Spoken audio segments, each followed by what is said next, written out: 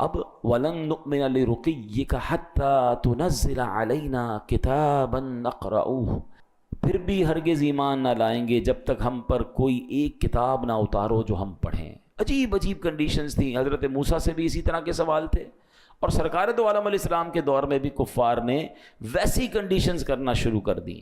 تو اے میرے پیارے اسلامی بھائیوں، ذرا سمجھیے گا اس آیت کو۔ اس آیت سے ہمارے لیے ایک بہت زبردست میسج ہے۔ دوبارہ آیت شروع میں جو پڑھی تھی پڑھتا ہوں، ام تريدون ان تسألوا رسولکم کما سئل موسیٰ من قبل، کیا تم یہ چاہتے ہو کہ تم اپنے رسول سے ویسے ہی سوال کرو جیسے اس سے پہلے موسیٰ سے کیے گئے تھے؟ اے لوگوں، نبی پاک علیہ الصلوۃ والسلام تمہاری ہدایت کے لیے تشریف لائے ہیں، کیا تم ان سے ویسے ہی سوال کرو گے جیسے حضرت موسیٰ سے ان کی قوم نے کیے تھے؟ حضرت موسیٰ کو یہود نے کیا کہا تھا؟ لن نؤمن لک حتی نری اللہ جہرا، ہم ہرگز تمہارا یقین نہ کریں گے جب تک اعلانیہ خدا کو نہ دیکھ لیں۔ تو اے میرے پیارے اسلامی بھائیوں، وہ لوگ جو نبی پاک سے اس طرح کے سوال کر رہے تھے، انہیں یاد دلایا گیا کہ تم ویسے ہی سوال کرنا چاہتے ہو میرے حبیب سے جیسے حضرت موسیٰ سے ان کی قوم نے کیے تھے۔ اور پھر آگے فرمایا وَمَن يَتَبَدَّلِ الْكُفْرَ بِالْإِيمَانِ فَقَدْ ضَلَّ سَوَاءَ السَّبِيلِ، اور جو ایمان کے بدلے کفر اختیار کرے تو وہ سیدھے راستے سے بھٹک گیا۔ یعنی اعلان کیا ہے قرآن کا؟ اسلام آ گیا، نبی پاک قرآن لے آئے، معجزات دکھا رہے ہیں۔ اب دو راستے ہیں، یا تو ان کی بات مان لو، حق کو قبول کرو، اسلام قبول کر لو، یا پھر ضدی اور ہٹ دھرمی کا مظاہرہ کرو گے تو پھر تم کفر اختیار کرنے والے ہو۔ تو اے میرے پیارے اسلامی بھائیوں، کفر سے پلٹنے کے لیے بھی مطالبات جو کر رہے ہیں ان کو گویا تنبیہ کی گئی، وارن کیا گیا۔ اب لیکن ایک بڑا اہم سوال ہے اس پورے سینیریو میں، اب ذرا غور سے سنیے گا۔ دیکھیں، نبی پاک سے تو کفار نے معجزات طلب کیے تھے اور پیارے آقا نے معجزے دکھائے، چاند کے 2 ٹکڑے کر دیے ہیں۔ کسی نے کہا کلمہ پڑھیں تو پیارے آقا کی مٹھی میں کنکر نے کلمہ پڑھنا شروع کیا، مطلب بہت سارے معجزات۔ تو جب نبی پاک سے لوگوں نے معجزات طلب کیے، پیارے آقا نے معجزات دکھائے، تو یہاں اگر کوئی سوال کر رہا ہے کہ جناب کوہ صفا کو جو ہے وہ سونے کا بنا دے تو اس کو کفر کیوں قرار دیا گیا، اس کو منع کیوں کیا گیا؟ یہ 2 بڑی کمال کی باتیں ہیں، یہ سوال ذہن میں آ سکتا ہے۔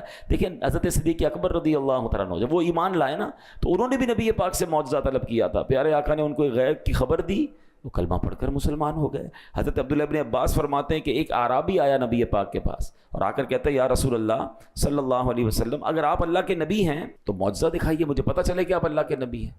تو نبی پاک نے فرمایا کہ اگر میں سامنے موجود درخت کی ٹہنی کو بلاؤں اور وہ آ جائے تو مجھے نبی مان لو گے؟ وہ کہتا ہے حضور مان لوں گا۔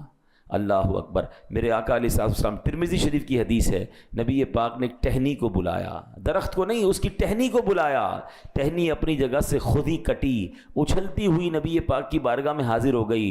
نبی پاک نے فرمایا اب واپس چلی جا، وہ واپس چلی گئی اور دوبارہ اسی طرح جا کر جڑ گئی اور وہ اعرابی کلمہ پڑھ کر مسلمان ہو گیا۔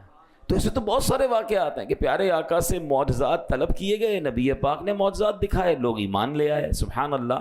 لیکن یہاں کفار اگر ایسے سوال کر رہے ہیں تو ان کو کیوں منع کیا گیا؟ تو یاد رکھیے کہ یہ بات، اس میں فرق کیا ہے، ڈفرنس کیا ہے، بتایا امام فخر الدین رازی فرماتے ہیں بہت سیکھنے کی بات ہے۔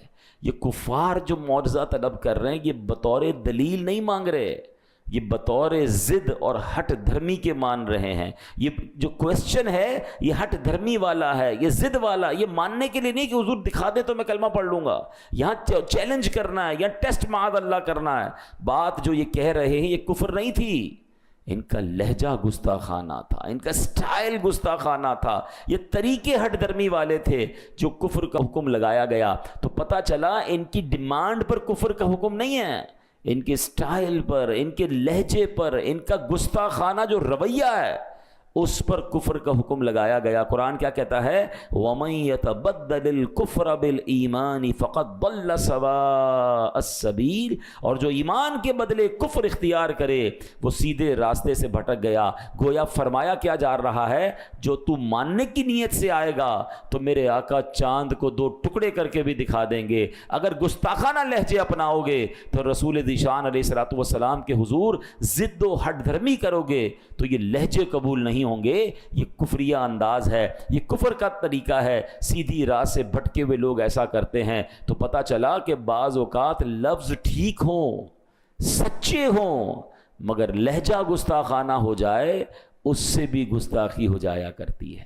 جب بات اللہ کی کرنی ہے نا، اللہ کے رسول کی کرنی ہے، انبیاء کی کرنی ہے، اہل بیت کی کرنی ہے، صحابہ کی کرنی ہے، اللہ کے پیاروں کی کرنی ہے، تو لہجہ بھی نرم رکھنا ہے، لہجہ بھی ادب والا رکھنا ہے۔ ہاں بعض اوقات بندہ کہتا ہے بات تو صحیح کر رہا ہے، صرف بات نہیں، لہجہ کیسا تھا ہے؟ کوئی اپنے والد کو کہے اے میری ماں کے شوہر ادھر آ، تو بات تو ٹھیک ہے، ماں کا شوہر ہی ہے والد، آپ کیا کہیں گے اتنا بے ادب ہے؟ وہ کہے گا کہاں بے ادب ہوں بھائی، ماں کا شوہر ہی تو ہے۔ نہیں، والد صاحب کہیں گے، ابو جان کہیں گے۔ اچھا یہ باتیں والد کے لیے سمجھ آ رہی ہیں، سب کو سمجھ